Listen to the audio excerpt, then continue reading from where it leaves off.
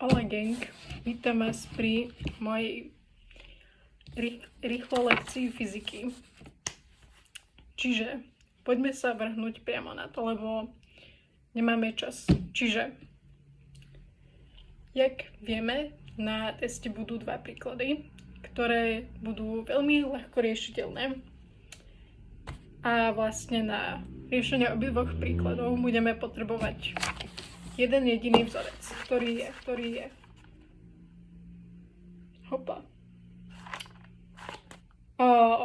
ktorý je n1 sinus alfa, čiže to si môžeme kľudne zapísať aj ako n1 krát sinus alfa sa rovná n2 sinus beta.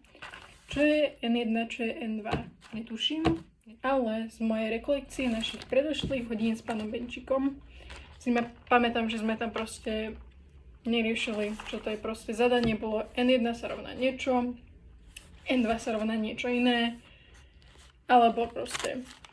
Čiže vlastne všetky príklady budú zapísané pravdepodobne tým spôsobom, že máme 3 údaje, čiže buď vlastne n1, n2, beta, alfa sú všetko samostatné hodnoty, samostatné čísla. V každom tom príklade budeme mať určené 3 z nich a jedno vlastne z týchto 4 vecí bude tá neznáma, ktorú budeme chcieť zistiť. Čiže znenie príkladu môže byť napríklad môže to byť napríklad n1 sa rovná 1, alfa sa rovná 30 stupňov, n2 sa rovná 1,5 a beta je tá naša neznáma. Čiže bude to vyzerať nejako takto. Akurát to nebude horizontálne flipnuté.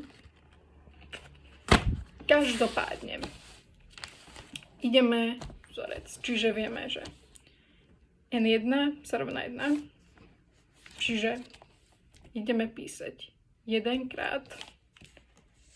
Náš vzorec pokračuje n1 krát sinus alfa.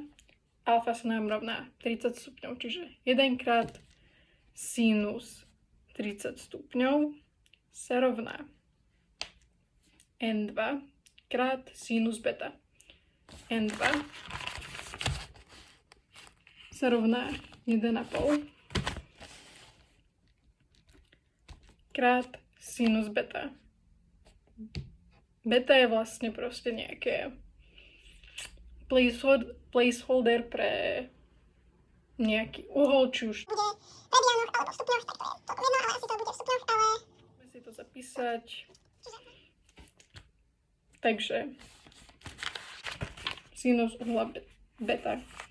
Čiže vlastne všetko z tohto poznáme, akurát sa snažíme zistiť ten sinus uhla beta, s tým budeme pracovať a potom odvodiť si ten uhol beta. Čiže vieme si to zjednodušiť, keďže tu máme 1 krát sinus 30 stupňov, tak si to môžeme zjednodušiť iba na sinus 30 stupňov sa rovná 1,5 krát sinus beta. Opa. No, dobre. Svetelné podmienky nie sú úplne it. Vyzerá to, keby som bola v takom skurvenom žalári, ale každopádne nikto ma tu nedrží hostič.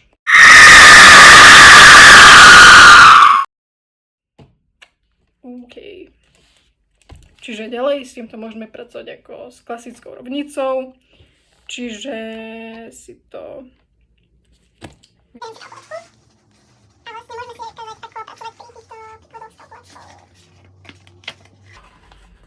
no tak toto je v piči. Môj zošit si to dneska odniesol. Pane Bože, tu je taký bordel v tejto taške.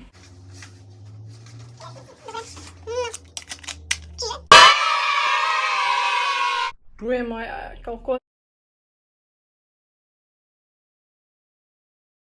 ktorú mám momentálne nastavenú v móde D, čiže v stupňoch. Čiže teraz klasicky si zadám sinus 30 stupňov. Takto úplne proste klasika bez toho na minus prvú.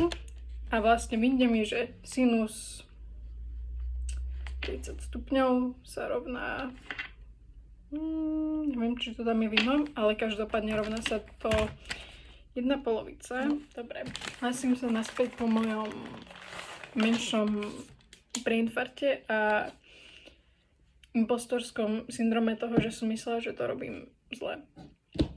No, čiže vlastne už to mám vyriešené aj skontrolované čopom. Čiže vlastne skončili sme v tom bode, že sme mali vypísané, že sinus 30 stupňov sa rovná 1,5 krát sinus beta. Čiže podľa kalkulačky sme si vypočítali, že sinus 30 stupňov je 1/2. Mne to vyšlo akože v zlomku. A tú 1/2 si vieme prepísať na túto 0,5. Čiže 0,5 sa rovná 1,5 krát sinus beta. Čiže teraz toto je vlastne ten náš sinus beta, to si môžeme predstaviť ako nejaké x v lineárnej rovnici. A vlastne robíme totálne jednoduché úpravy, čiže takto, tu som si to len prepísala a dala som, že sinus beta sa rovná 0,5 deleno 1,5. Čiže tuto vidíme, že si toto 1,5 si to musíme presunúť a keďže je predtým krát, tak musíme spraviť opačnú vec, reakciu, operáciu a musíme to tým pádom vydeliť. Čiže tu vidíme 0,5 deleno 1,5 sa rovná 1/3 a teraz vlastne tu treba dávať pozor. My sme vyriešili, koľko je sinus bety. Hej, že toto 1/3 není ten náš uhol, ktorý my chceme zistiť. Čiže vlastne s týmto 1/3 spravíme to, že vezmeme kalkulačku, dáme si na minus prvú, čiže akože shift, čiže dáme, že shift sinus 1/3 a to nám vlastne vyprdne tento finálny výsledok, čiže nevyšlo nejakých 19,47, čiže vlastne teraz už je to len zaokrúhlené na 19,5 a to je celý náš výsledok.